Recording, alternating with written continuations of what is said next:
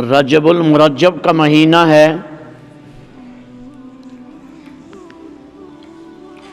اس کی بہت ساری فضیلتیں حدیث پاک میں آئی ہیں، اور ایک خاص دعا اس مہینہ کے شروع ہوتے ہی حضرت رسول اکرم صلی اللہ علیہ وسلم مانگا کرتے تھے، اور وہ دعا امت کو سکھائی کہ جب رجب کا مہینہ آئے تو یہ دعا پڑھا کرو، اللہم بارک لنا فی رجب و شعبان وبلغنا رمضان، کہ اللہ ہمارے لیے ہماری عمر میں، ہمارے عمل میں برکت فرما، اس رجب المرجب اور شعبان المعظم کے مہینے میں، اور ہمیں رمضان شریف تک پہنچا دے۔ وبلغنا رمضان،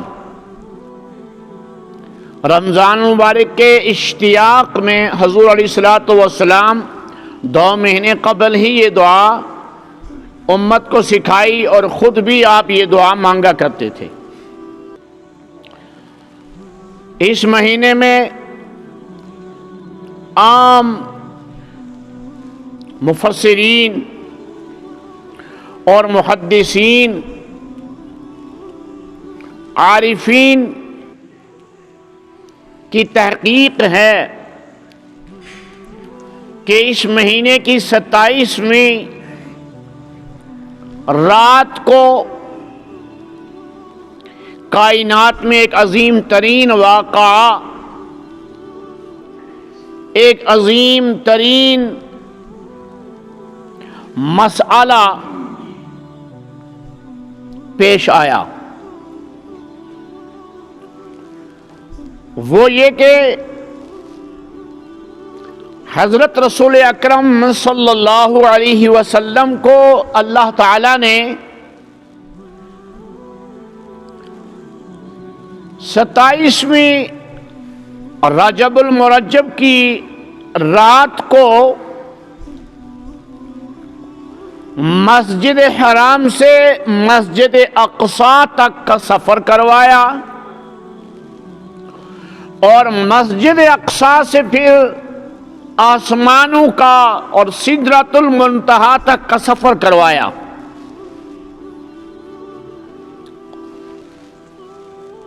بہت سارے علماء یہ بھی کہتے ہیں کہ رسول اکرم صلی اللہ علیہ وسلم کو یہ معراج جسمانی نہیں ہوئی، بلکہ روحانی طور پر معراج ہوئی۔ نیند کی حالت میں آپ کو یہ، خواب کی حالت میں آپ کو یہ سفر کروایا گیا اور یہ نشانیاں دکھلائی گئیں، لیکن علامہ زرقانی رحمت اللہ علیہ، علامہ قرطبی رحمت اللہ علیہ، اور اس سے پہلے کے دور کے محقق علماء کرام اور صحابہ کرام رضوان اللہ تعالی علیہم اجمعین اس بات پر متفق ہیں کہ آپ صلی اللہ علیہ وسلم کو یہ معراج، یہ سفر بجسدہ الشریف، اپنے جسم مبارک اور روح مبارک کے ساتھ کروایا گیا۔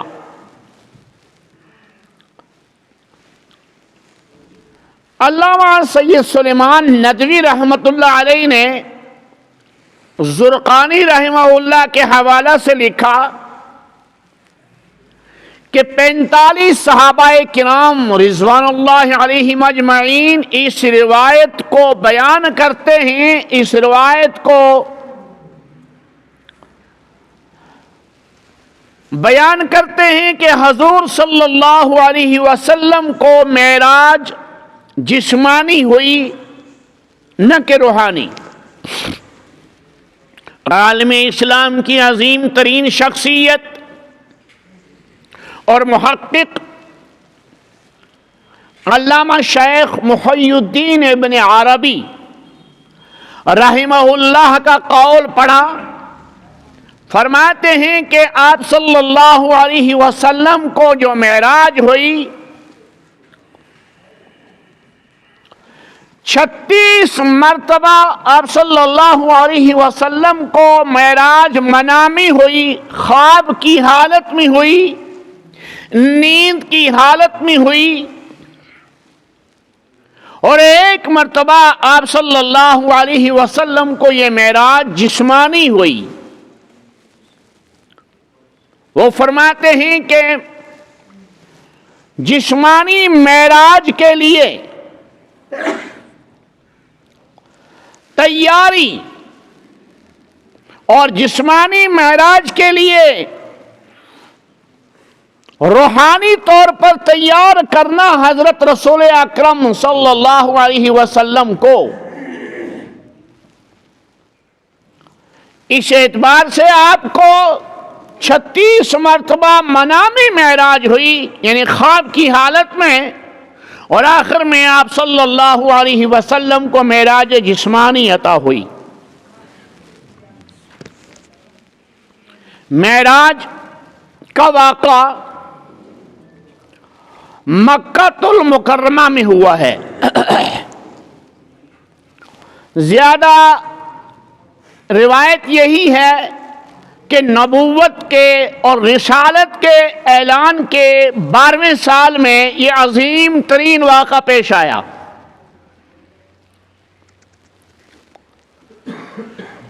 اس کا پس منظر مفسرین نے لکھا کہ آپ صلی اللہ علیہ وسلم 13 سال تک مکہ المکرمہ میں نبوت اور رسالت کی تعلیم، احکامات، عقائد اسلام اہلیان مکہ کو سمجھاتے رہے،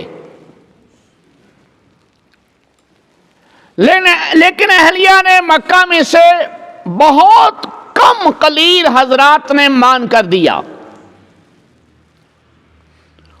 مخالفتوں کی ہوائیں اور باد سرسر کے جھونکے، طرح طرح کے ظلم و ستم آپ صلی اللہ علیہ وسلم کے صحابہ پر کیے گئے، اور صحابہ کرام رضوان اللہ علیہم اجمعین کے جسم کو، ان کے ایمان کو ظلم کا نشانہ بنایا گیا۔ لیکن اسلام ایک ایسی حقانیت کا نام ہے،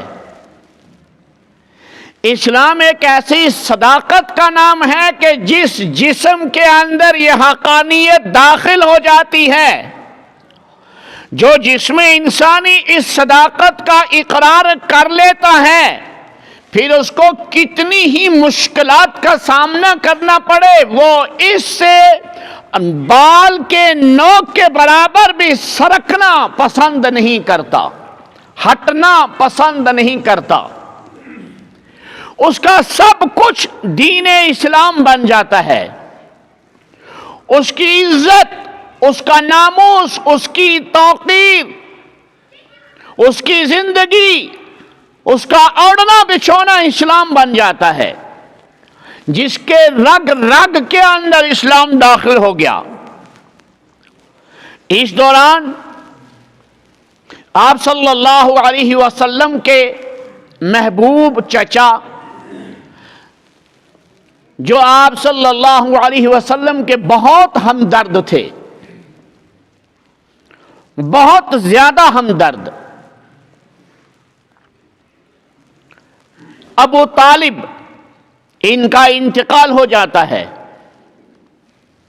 اور اسی سال میں آپ صلی اللہ علیہ وسلم کی زوجہ مطہرہ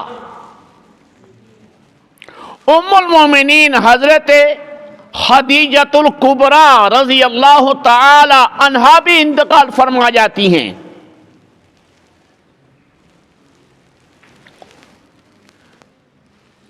آپ صلی اللہ علیہ وسلم کی حمایت ابو طالب کر رہے تھے، اور جہاں اسلام کو مال کی ضرورت پڑی، جہاں دین کو مالی قربانی کی ضرورت پیش آئی، تو خدیجۃ الکبریٰ رضی اللہ تعالی عنہا کا مال اسلام کے لیے قربان ہو رہا تھا۔ آپ صلی اللہ علیہ وسلم کی اس چہیتی اور لاڈلی زوجہ مطہرہ خدیجۃ الکبریٰ رضی اللہ تعالی عنہا کا مال اسلام کے لیے صرف ہوا، تو دو عظیم سہارے ایک سال کے اندر اندر دنیا سے رخصت ہو گئے، کیونکہ ظاہری سہارا ہر آدمی کو ضرورت پڑتی ہے،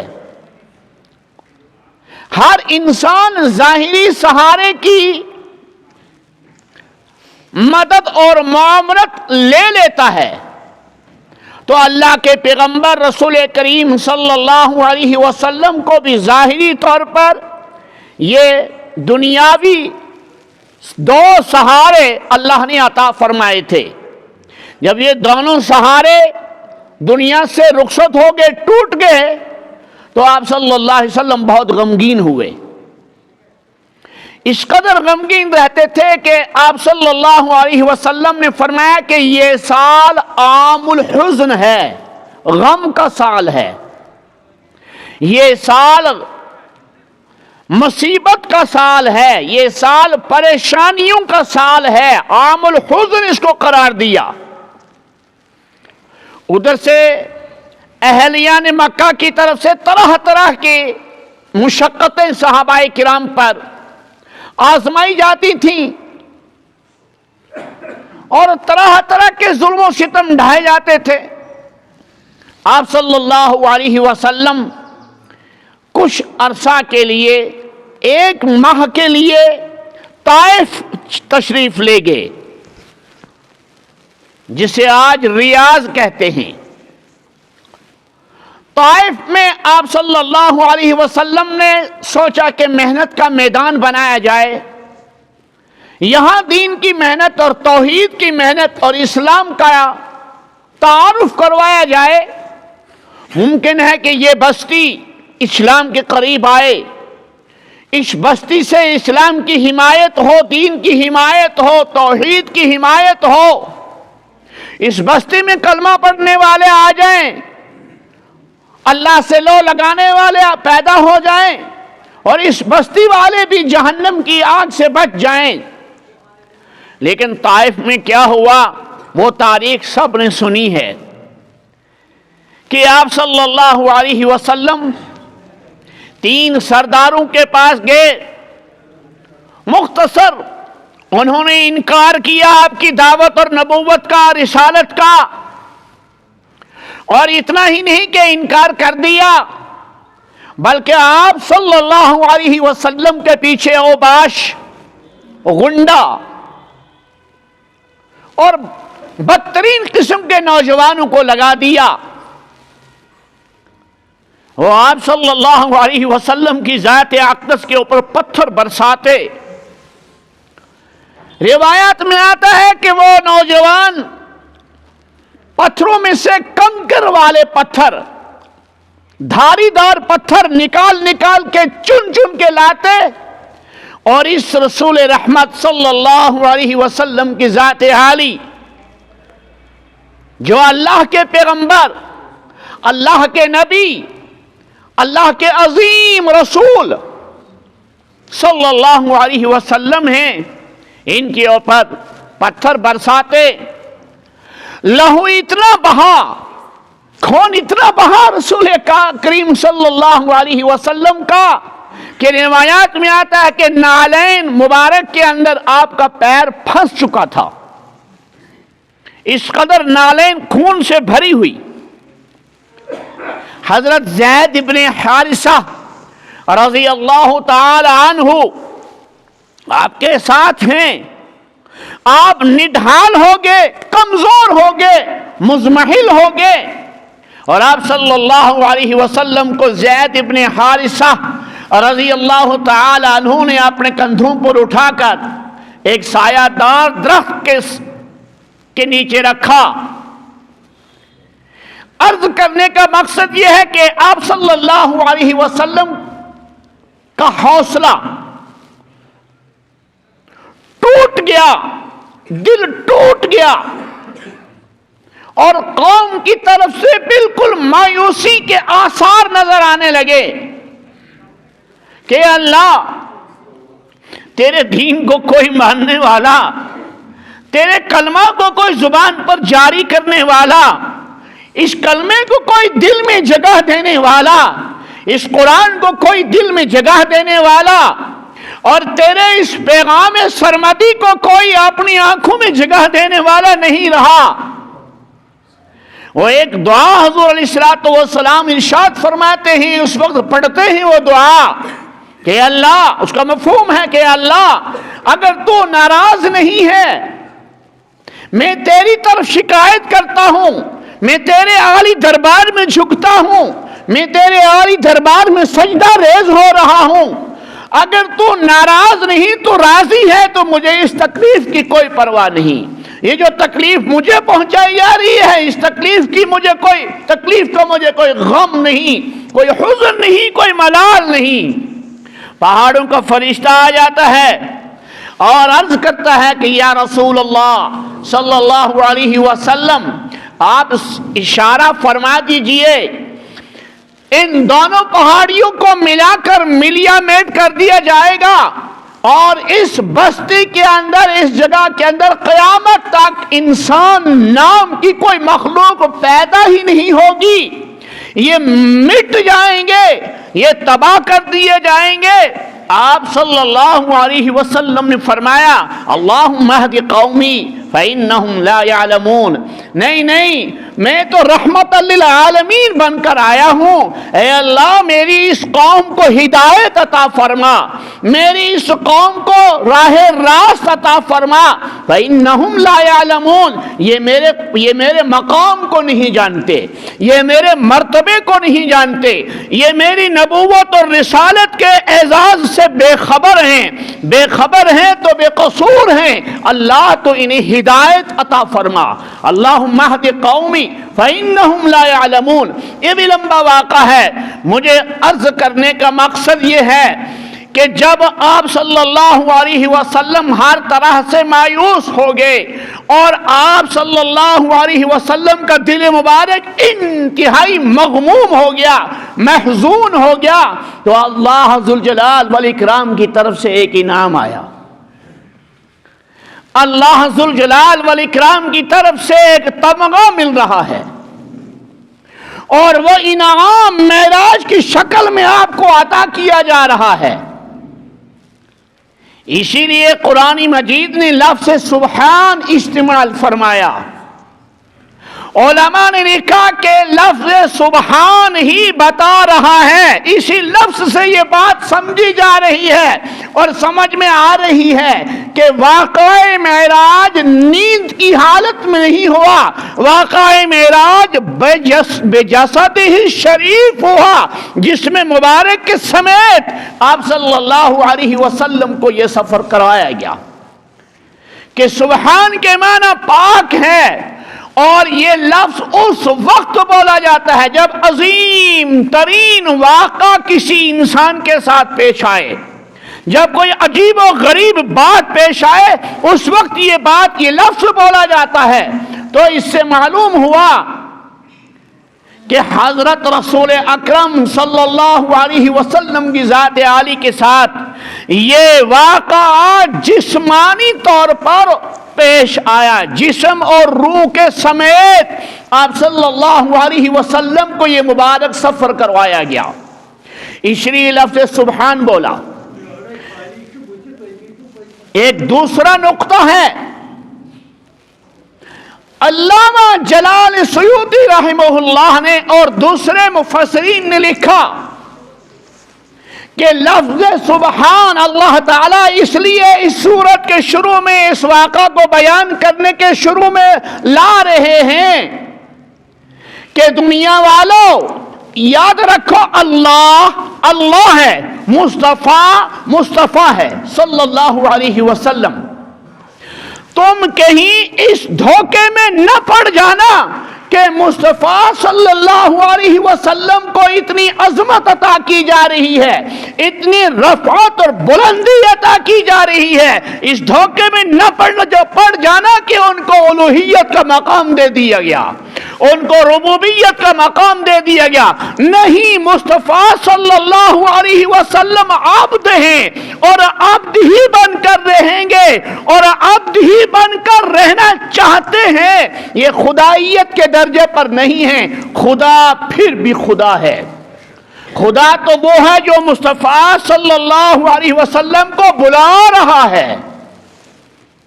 بلانے والا تو عظیم، جس کو بلایا جا رہا ہے وہ اس سے عظیم نہیں ہے، اس کو عظمت اللہ نے عطا کی ہے. تو فرمایا سبحان الذی اسری بعبدہ، عبد کا لفظ استعمال فرمایا. مفسرین نے لکھا کہ یون کیوں نہیں کہا بے رسول ہی، اپنے رسول کو، بے نبی ہی، اپنے نبی کو، بے حبیب ہی، اپنے حبیب کو، اپنے دوست کو، بے خلیل ہی، اپنے دوست کو. یا رسول پاک صلی اللہ علیہ وسلم کے 99 اسماء گرامی صفاتی ہیں، ان اسماء گرامی میں سے کسی اسم گرامی کو استعمال کیوں نہیں کیا؟ بے محمدی ہی کیوں نہیں کہا؟ بے عبد ہی کیوں کہا؟ اس لیے کہ اللہ تعالی ذوالجلال والاکرام کو تمام نوع انسانی کی یہ صفت محبوب ہے کہ یہ میری مخلوق جو ہے یہ میرے بندے بن کر رہے ہیں. اور محمد الرسول اللہ صلی اللہ علیہ وسلم کی یہ صفت بھی آپ کو اللہ کو زیادہ محبوب اور پسند ہے کہ اتنے بڑے جلیل القدر پیغمبر جو میں نے بنائے ہیں، جو رسول میں نے بھیجے ہیں، یہ بھی میرے بندے ہیں اور میرے بندے بن کر رہنا چاہتے ہیں. سبحان الذی اسری بعبدہ لیلا، پاک ہے وہ ذات جو لے گئی اپنے بندے کو، جس نے سیر کروائی اپنے بندے کو لیلاً، رات کے ایک ادنا ترین حصے میں. اب روایات میں آتا ہے اور یہ روایات بخاری اور مسلم کے اندر اور احادیث کی دوسری معتبر اور مستند کتابوں کے اندر موجود ہیں کہ آپ صلی اللہ علیہ وسلم حضرت ام ہانی رضی اللہ تعالی عنہا کے گھر میں آرام فرما ہیں. وفی روایت، اور ایک روایت یہ بھی ہے کہ آپ صلی اللہ علیہ وسلم بیت اللہ کے صحن میں تشریف فرما ہیں یا حرم پاک میں تشریف فرما ہیں اور آرام فرما رہے ہیں، نیند کی حالت میں ہیں. اور بعض نے دیکھا بین النوم والیقظہ، نیند اور بیداری کی جو درمیانی کیفیت ہوتی ہے، اس درمیانی کیفیت کے اندر ہے رسول امین صلی اللہ تعالی علیہ وسلم کہ جبریل امین علیہ السلام تشریف لا رہے ہیں، حضرت میکائیل علیہ السلام تشریف لا رہے ہیں. آپ کو بیدار کیا، بیدار کرنے کے بعد آپ صلی اللہ علیہ وسلم کو سینہ مبارک چاک کیا اور سینہ مبارک کو آب زمزم سے دھویا اور پھر ایک سونے کے تشت کے اندر علم و حکمت اللہ نے بھر کر دیا ہوا تھا، وہ علم و حکمت آپ کے سینہ مبارک میں ڈال دیا گیا، انڈیل دیا گیا اور آپ کے سینہ مبارک کو دوبارہ ٹھیک کر دیا گیا۔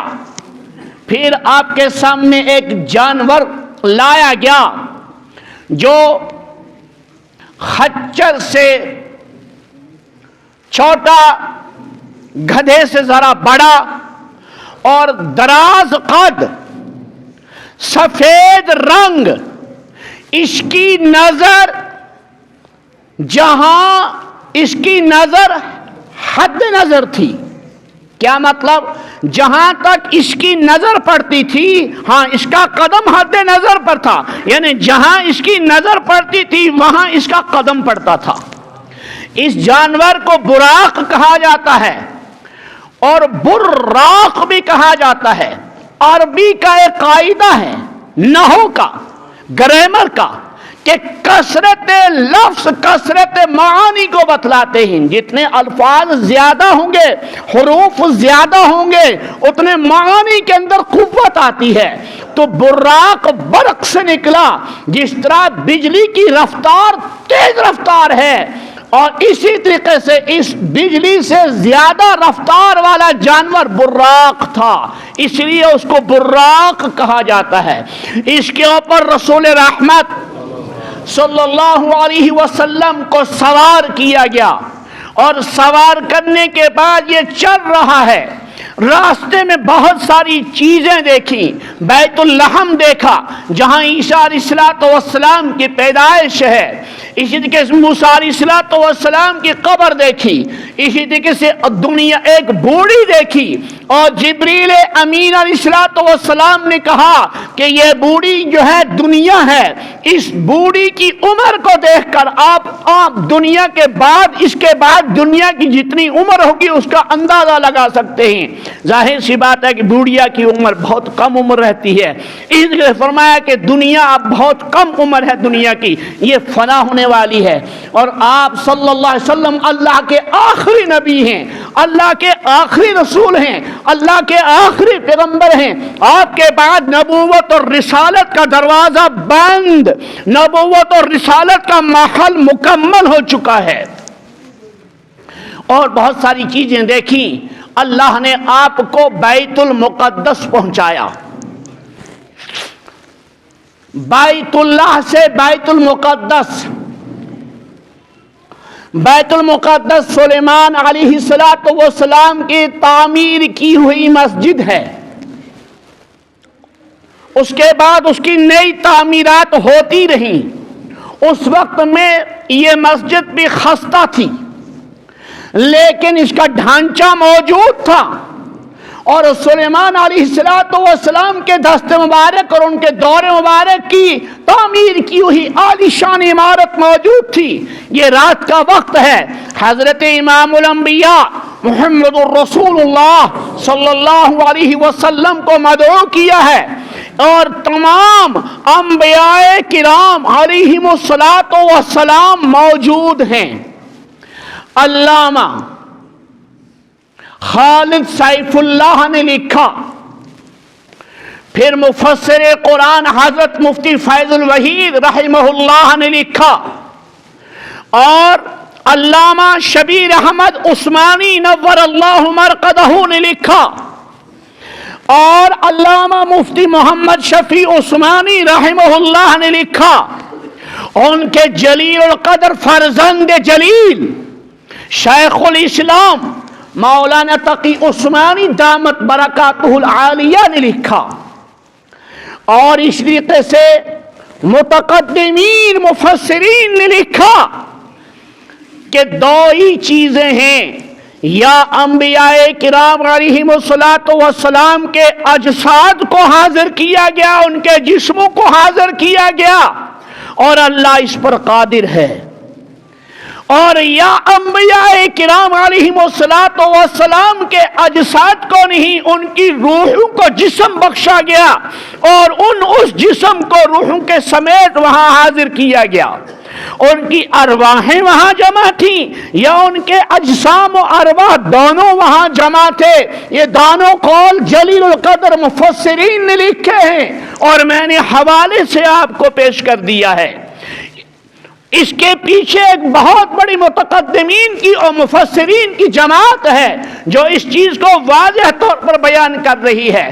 تمام انبیاء کرام علیہم السلام صاف باندھے کھڑے ہیں اور کسی کا انتظار کر رہے ہیں کہ کوئی آنے والی شخصیت ہے، اور جیسے ہم کھڑے ہو کر امام کا انتظار کرتے ہیں، امام صاحب تشریف لائے ہمیں نماز پڑھائیں، اسی طریقے سے انبیاء کرام اعلی نبینا وعلیہم السلام تشریف فرما ہے، سب بستہ کھڑے ہیں، اور امام کائنات، امام الانبیاء، خاتم المرسلین، سید ولد آدم، سیدنا محمد الرسول اللہ صلی اللہ علیہ وسلم نمودار ہو گئے۔ آپ تشریف لائے اور جبریل امین علیہ السلام نے آپ کا دست مبارک پکڑ کر مصلی پہ کھڑا کر دیا، آپ نے 2 رکعت نماز پڑھائی، بس وقت ہو چکا، میں زندہ رہا تو انشاءاللہ شاید آئندہ جمعہ آگے کی سفر پر گفتگو ہوگی۔ وآخر دعوانا ان الحمدللہ۔